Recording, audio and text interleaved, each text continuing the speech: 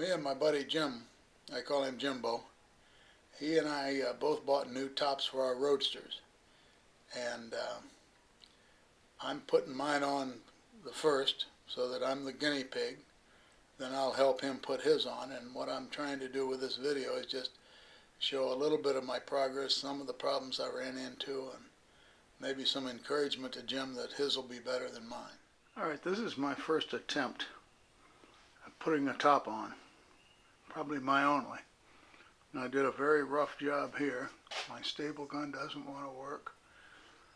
And the trim job's not much, but I don't think that's significant. I left a lot of material below the staples.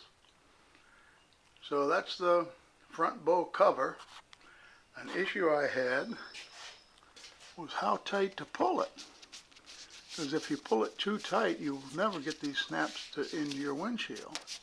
So I always thought this flap went over, but it doesn't seem to do it here, unless I would have put a lot more material here. So we'll see how it goes. Okay, this pad ate me alive. You stretch it tight down at the outboard edge, or you just hit it there, and then you stretch it tight. It says right here at the number 3 bow. It didn't work for me, so I stretched this tight from that corner to this corner and tacked it. Then took this and stretched it down into the notch just above this hinge point up here. My notch was already there, and I put that in. Then I came over, and this is the old notch, and my pad's just not that wide, so I made a new notch here and put it here. Stretched that nice and tight here. Then I took the front corner and drove it tight in that direction, and this looks pretty smooth. And I think it's got a little wrinkle to it. I don't know how I could get that out. Not sure. They said this is the part you want smooth, that this usually wrinkles. So anyway, now I did across here, and I'm getting better with my staple gun. And I'll do the header and follow the directions, and then putting the pad in sounds kind of complicated. I can't believe it is. But you'll be okay, Jim, when you tackle yours.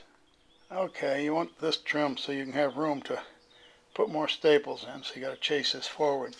But anyway, I got it in with the pad, and it's not too shabby. It's pretty good. This might be a bit high, but my other one was high. They want you to clear this fastener. Well, I've cleared that by a mile, but this edge is supposed to be even with that, and that's okay. And I got my notch, and this looks pretty passable from the inside.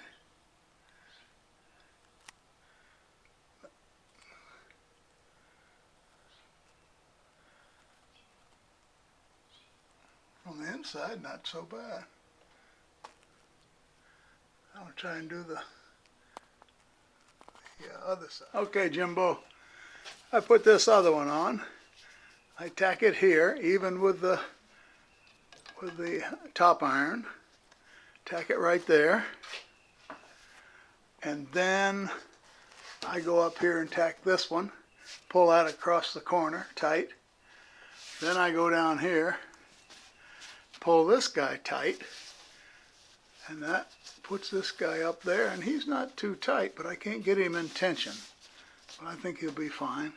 Then I go down here, pull this guy tight, and that squares this panel up. And that looks good. I might be able to fix that a little bit. And then I go back here and catch this guy, pull him tight, and I expect that wrinkle in there. So the second one's going on a lot easier than the first. But after you get the padding in, you got to get the needle and thread out, and they say baste it to just keep the flaps together. Okay, to review, I got the pads on. I got to trim that back pad on the right side over here. Alright, here's a progress report. The pads were on earlier. Then I put this center panel in, and my fasteners didn't quite line up. I had to reposition two of them. That was a pain. Then these quarters go on, and I can't get the wrinkles out of them. But they seem to go on good. But I'm going to need long staples for some of this multi-layer stuff. But that's how she's going in. What does it look like from the inside? Oh, it looks okay from the inside. We'll see. Well, Jimbo, I basted this, just a thread in and out along the way to keep those two flaps together. But made a big time correction here. This has got to be trimmed back so you can see wood for the next layer that goes on. So I had to put another row of staples down below, pull the upper ones out, and do some more trimming. And then a little funny stuff goes in this joint, so be sure and look at the directions between this flap and the window flap. Okay, Jim, it was a struggle. We got to hide them in. I got my little wrinkle here, but I think all corners are going to have a little wrinkle. With practice, you could probably make it better. But I got a pretty straight hide them there. And if you look from the front, it's pretty good. The top looks good. And the same thing over here.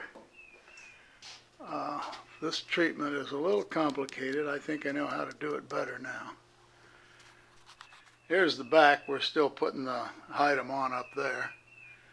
I made an error there that we won't make on your car. Well, we just put the top down for the first time, and glory be, it worked. Not sure what to do with that rear window the way it folds, but it's okay as it is. I'll put it up and show it. Okay, here she is with the top up, and we think we're all finished. And here looks quite decent.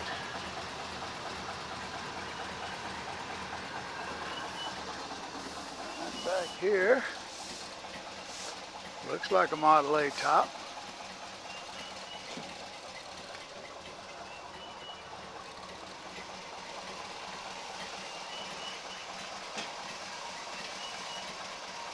And this joint here came together pretty good. All in all, I'm happy with it. So now just keep me dry. Well, it turned out not too shabby. Next one I do, Jimbo, it'll be a lot better than this one.